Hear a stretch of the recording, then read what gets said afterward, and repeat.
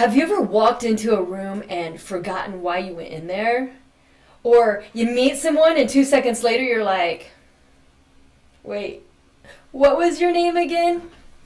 If that's you, I have good news. You don't have a bad memory. You have an untrained one. And once you train it a little, it gets shockingly good. Today is gift number 4, memory. Because memory is not just storing information. And how we learned recall in school is actually the weakest form of recall, repetition. And yes, repetition can help, of course, right? But it's not the secret sauce. Memory is built on association. And association starts with imagination, building vivid imagery, and will.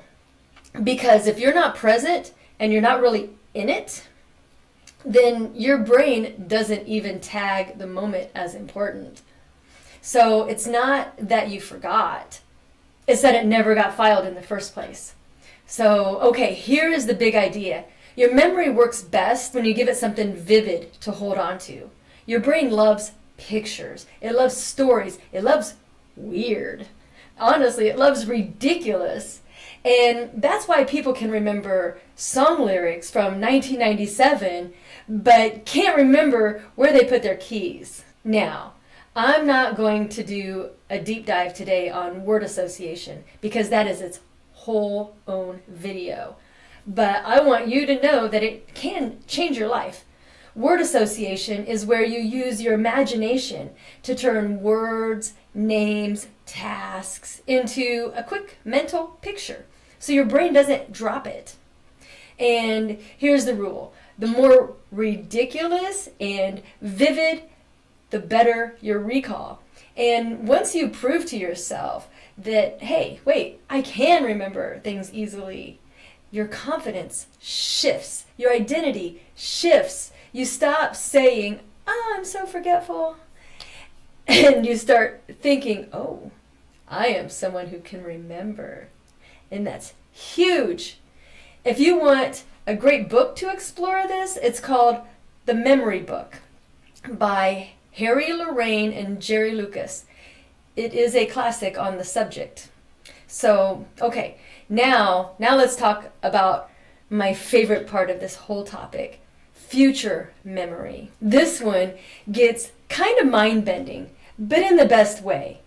There is a moment in Through the Looking Glass by Lewis Carroll where Alice meets the Queen.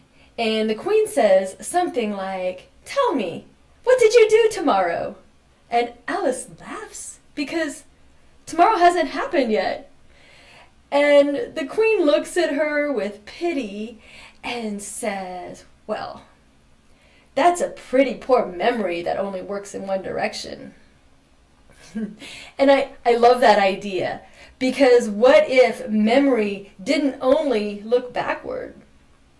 What if we could aim it forward? Not like we're predicting the future, but like we're rehearsing it so clearly that it starts pulling us in that direction. That is future memory. It's like a recall, but you send it into the future. And it works for any time frame. 3 hours from now, 3 days, 3 years. I like 3 years because it's far enough that your brain stops arguing with it, and close enough that it still feels real. So let's create a memory of your 3-year future self. Imagine it's 3 years from now, and everything has worked out. Your dream is real life, the life you're living. Not someday, not one day. It is normal life now, just like a regular Tuesday.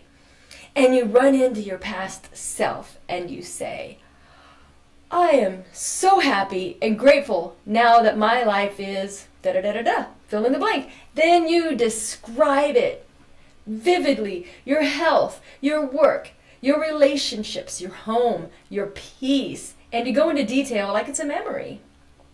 What do you see, hear, smell, Feel. How do you feel? And here is the key question. Ask yourself, what do I know now that I wish I'd have known back then? And whatever comes up, write it down, because those are instructions from your future self. A belief you dropped, a habit you built, a choice you made, a boundary you set. Write it all down. You are using memory to guide the present you into the future you desire. Fascinating, right? Okay.